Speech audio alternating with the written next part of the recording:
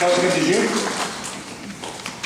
Good morning and aloha, everybody. I want to say to Representative Nishimoto, Representative Brower, and of course, most of all, to Senator Galataria and his office for setting this up. Good morning, everybody. It's my pleasure to join all of you here today, and also want to say a special thank you to Director Morikawa for joining us here in Waikiki this morning.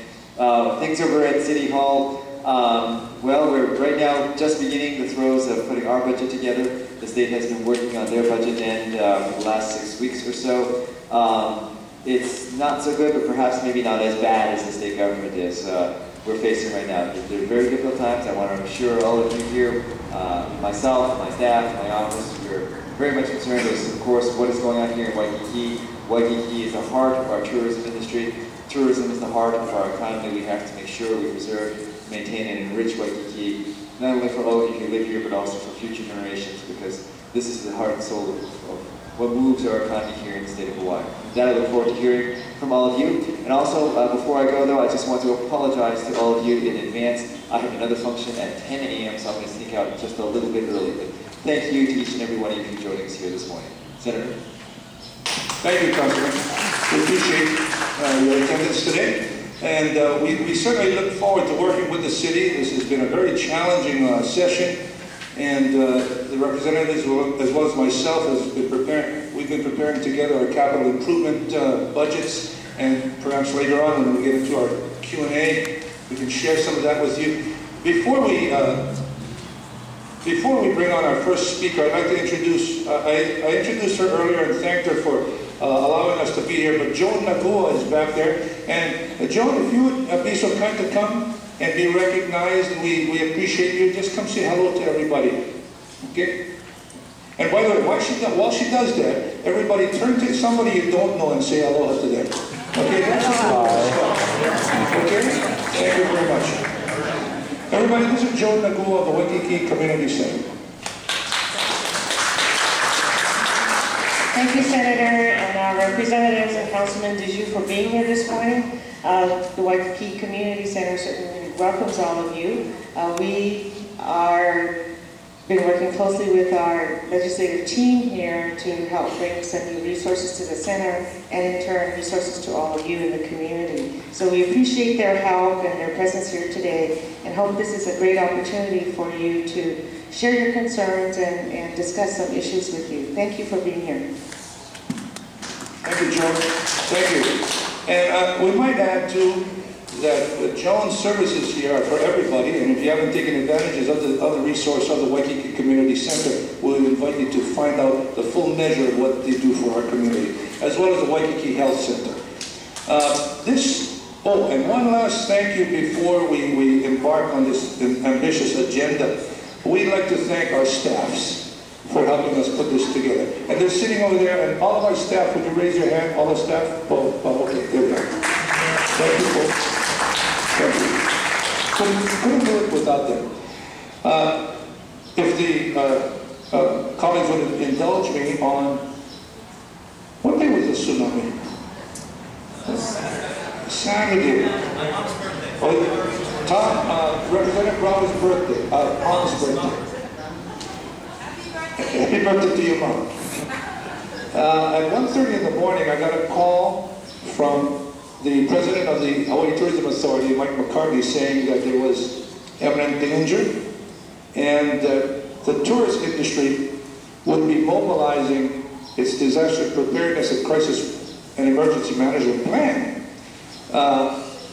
right underneath our state plan.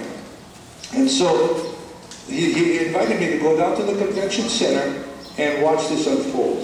And if I could lend a hand, I would lend a hand. Obviously, we're hoping, expecting the worst, hoping for the best.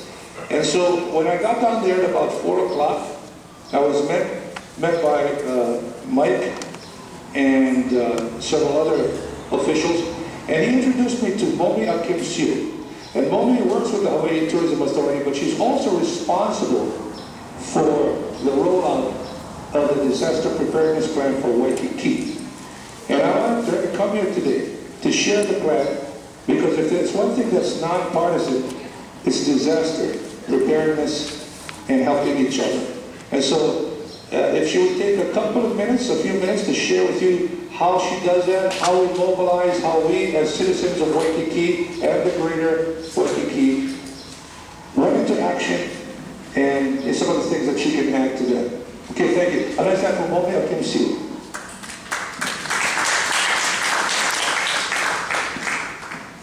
Hi, good morning all.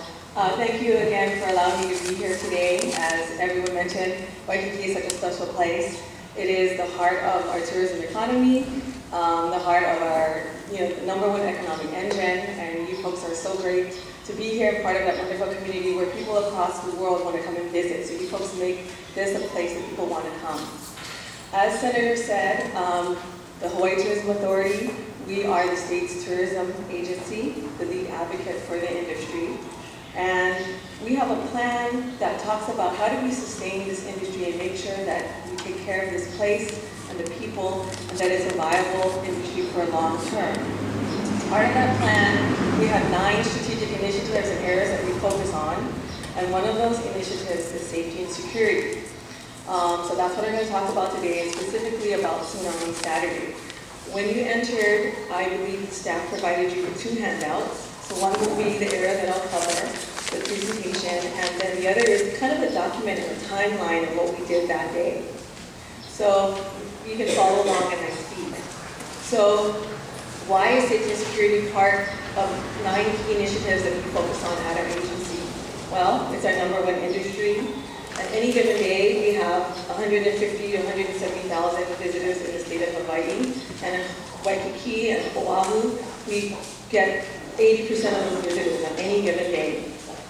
And we need to make sure we take care of those visitors because, again, we want to mitigate any negative impacts to our economy, and we want to free up resources for residents. We all know that the state as a whole, the county as a whole, we don't have enough resources and shelters if something big were to happen. So if we can do our job in assisting those 180,000 visitors that are here, then we can allow civil defense to take care of our residents. And again, our initiative is safety and security, and we want to help make sure that we have a safe visitor experience for our visitors. Our goal in this area is to minimize the impact and to expedite any recovery if necessary. You can see in slide 4 areas: mitigation, preparation, response, and recovery. Those are areas that we focus on.